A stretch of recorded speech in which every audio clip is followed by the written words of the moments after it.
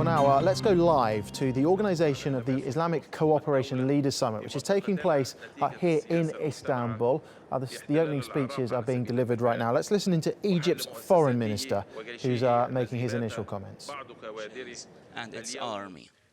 So today, the members of these institutions are the members of ISIS now. On the regional level, the international system opened the door for many Mediterranean powers. They started to intervene in the Arab countries. And you can see that in the Syrian crisis, where the children and women are paying the price for that, the price of a conflict on their land. When we witness unbalance on the international level, so you can see the people are attacking other people, or other countries are intervening in other states' affairs. And despite all of that, in the previous months, we have seen indicators that we have a new understanding that the increasing of these conflicts will lead to dangerous circumstances that might even endanger the whole human race.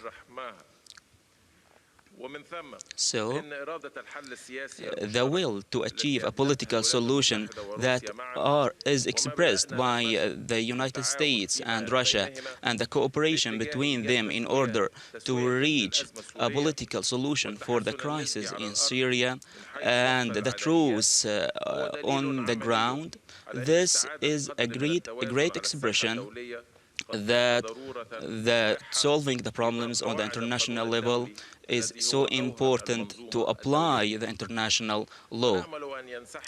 So we wish this will be applied on the regional level, and to have a decrease for the powers which are trying to destroy other states, in order to get back the logic of the unified state, on a state that will get back the stability for the Arab and Islamic states, and to achieve the benefits and advantages for the peoples of these states, which will suffer, of course, from chaos.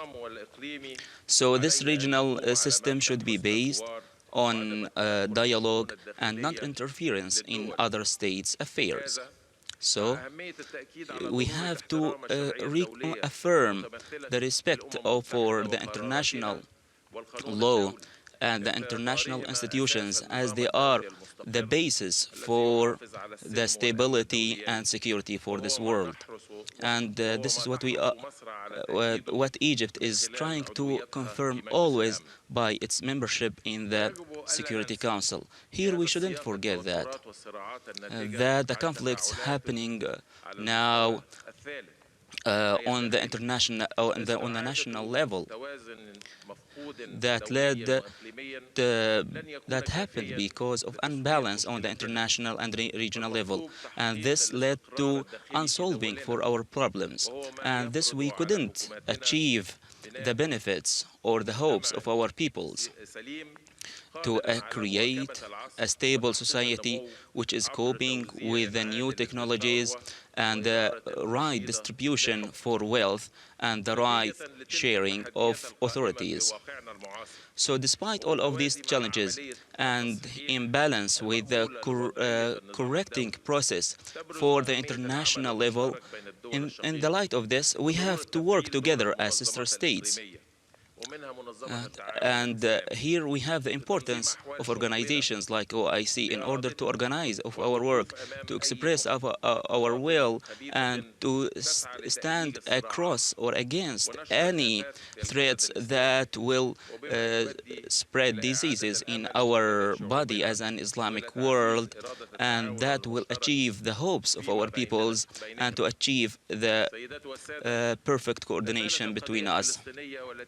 Ladies and gentlemen, the Palestinian case, still the monitor or the incentive for our work as Islamic states And this was expressed by the Committee for and for Palestine that tried to achieve many goals of this organization, and we in Egypt tried to organize many meetings with Arab and Islamic states, and soon we will organize many visits for this regard, and we hope that the international community will assume its responsibilities to create a stable Palestinian state according to the United Nations resolutions and according to the international law principles. And here we have to mention the efforts of the OIC, and also the call from the OIC for an emergency summit happened in March 2014. And we have also to express the concern of Egypt, and we hope that we will solve all the conflicts in order to achieve to solve the conflict in Libya. And we also hope to unify the Council and the Parliament of Libya to create a unity government that will help to help the ministers in order to assume their responsibilities and achieve the hopes of the Libyan people, and that will protect the agreement of Sukhayrat regarding the Syrian crisis, which entered its sixth year. Egypt expresses the need for a political solution that will achieve the political change in Syria, and that will end terrorism in Syria, and that will protect the national integrity of Syria. And we hope we will reach a positive results by the negotiations happening now in Geneva. And I have to take this opportunities to thank the OIC for their work in order to achieve the solutions for many files that are the interest of the OIC, especially in Somalia and in Middle Africa and Myanmar and Vietnam and Yamo and Kashmir. And here I have to express that Egypt is ready to deliver any cooperation and coordination and effort that will decrease and reduce the burden of suffering for many Islamic states or Islamic minorities around the world. And also we have to mention the role of OIC in order to protect the rights of Islamic minorities in non-member states of OIC, and their work to achieve fruitful coordination and cooperation between different states and different countries in order to support the rights of these minorities and respect for their duties. So there is another topic that I have to mention here, which is linked with the phenomenon of Islamophobia, which is linked with many violations of human rights around the world. And that will require from us, in order to condemn any preaching or against the Islamic religion, and at the same time we have to work together in order to create mechanisms in order to support the coexistence principles and values and the humanitarian values that will lead the protection for the different minorities around the world. And it's so important that our efforts will destroy or finish this stereotyping of Islam that are expressed by different groups in our states. So we have to deliver perfect solutions for the correction of the Islamic speech and the Islamic dialogue that led to terrorism in the recent years. And in order to destroy this terrorism phenomena, this will not be achieved by a political approach. but we have to reach the perfect understanding of Islam, which is urgent in order to save our youth from entering or getting to these extremist groups. And they have to understand the nature of Islam, which expresses the spirit of this religion as the religion of peace. Maybe you agree with me that the humanitarian or the human values are shared between Muslims and non-Muslims. So we have to strengthen these values and to abide to them in a sincere way, without any selecting between them according to the politics or other interests, and which is coping with and we have to avoid also the approaches of some individual states which is trying to achieve their individual interest without paying attention to others' interests. And you can see this by what happened in the international community when they are dealing with the refugees crisis, especially the Syrian refugees. Ladies and gentlemen, in the end, I have to thank Mr. Iyad Madani, the Secretary General for OIC, for his efforts. And here I express the full support from Egypt to him. And here I pray to God to support our nation and to guide us to the right path in order to achieve the hopes and aspirations of our peoples. And peace be upon you.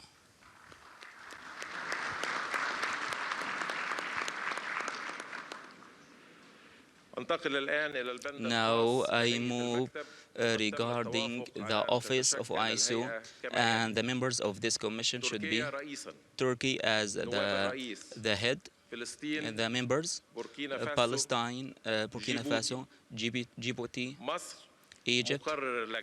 They are the reporter of the commission. In the end, I would like to thank for all the states who worked with Egypt during its leadership for the 12th summit, and here I declare the moving of the leadership for this summit to the Republic of Turkey.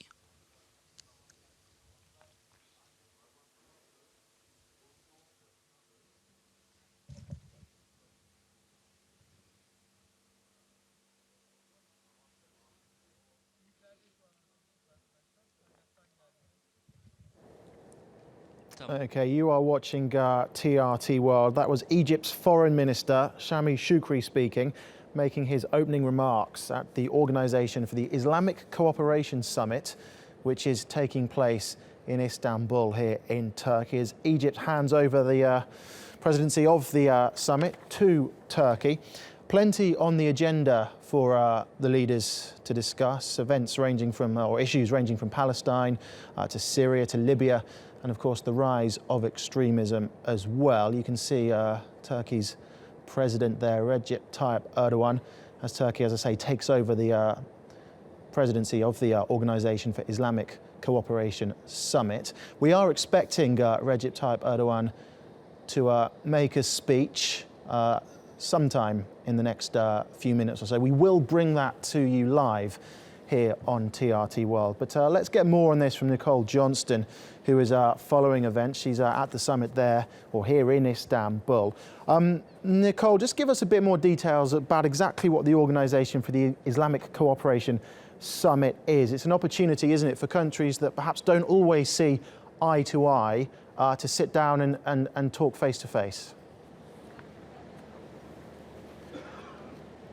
Exactly. The key word here is really cooperation. More than 50 countries with very different positions on a wide range of issues getting together and trying to work on them. And as we just heard in that opening address, the region perhaps has never been in quite so much trouble.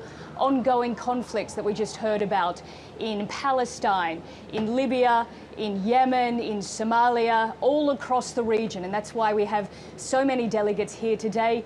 One of the most significant high-level delegations and meetings that you'll see at the moment will be between Egypt and Turkey. It's the first time that we've had such a high delegation between these two countries meeting since the overthrow of the presidency of Mohamed Morsi and the Muslim Brotherhood in 2013. Now, Turkey was very upset about that. It did not support the military-backed government and the later presidency of Abdel Fattah el-Sisi. Saudi Arabia, though, was on the other side of things. They did not support the Muslim Brotherhood. So you can see just the sort of problems and differences of opinions across the region.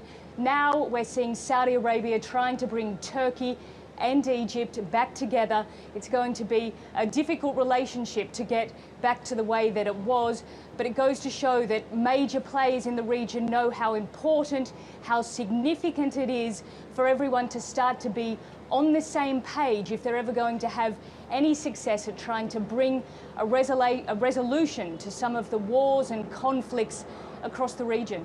Well, it certainly looks as if they're putting on a united front at the moment. One of the issues, no doubt, uniting them is that of Palestine. It's a big issue, I suppose, for all the countries at this summit.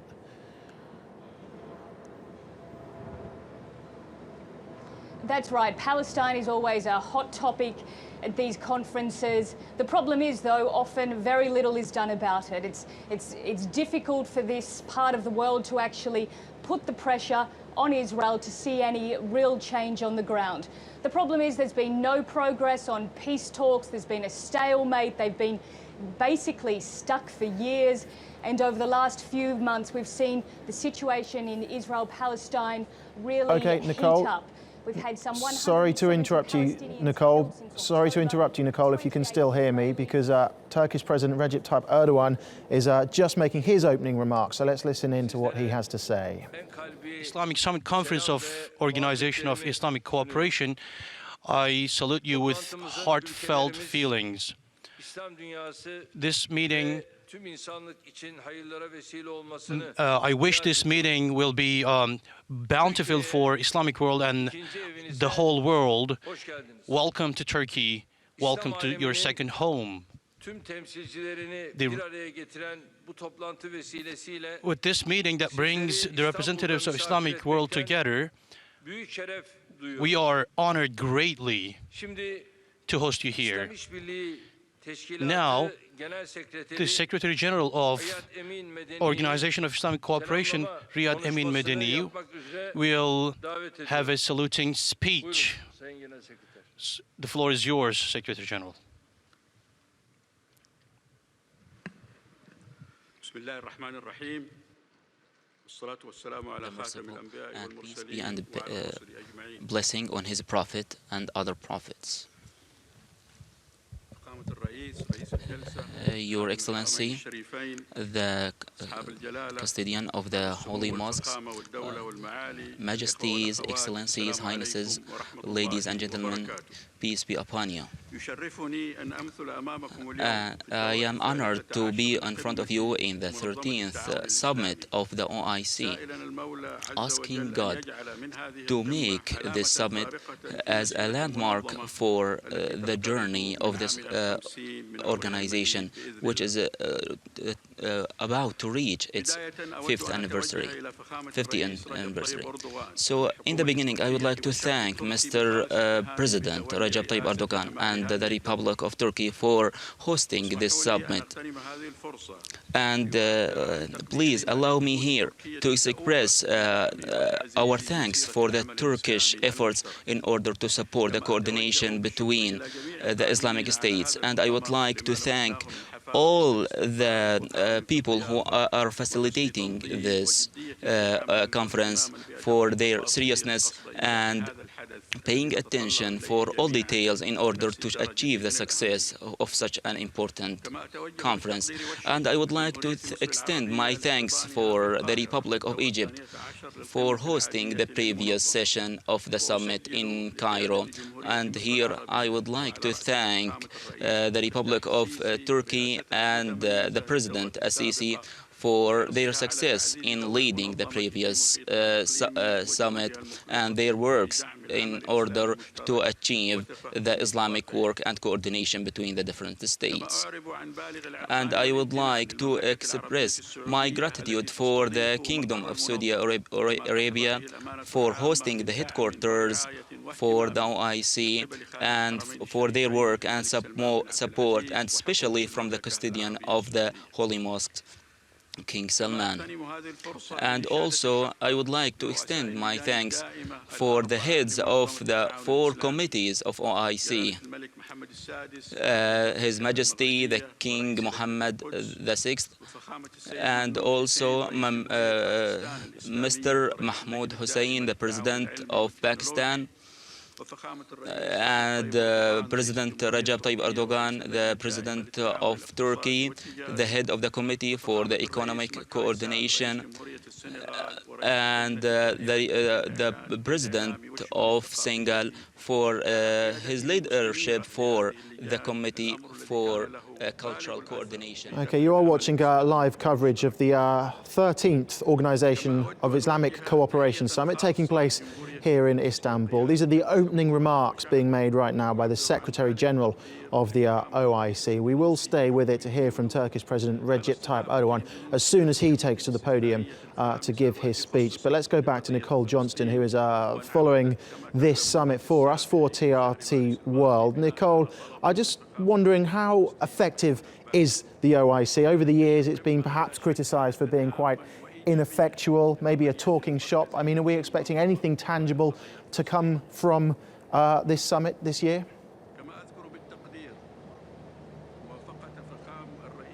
Well, that's a very good question. As you said, particularly on the street across the region, many people would say that the organisation hasn't achieved a great deal, that it is a talk fest, and that it comes up with a lot of resolutions but doesn't actually take any action on the ground.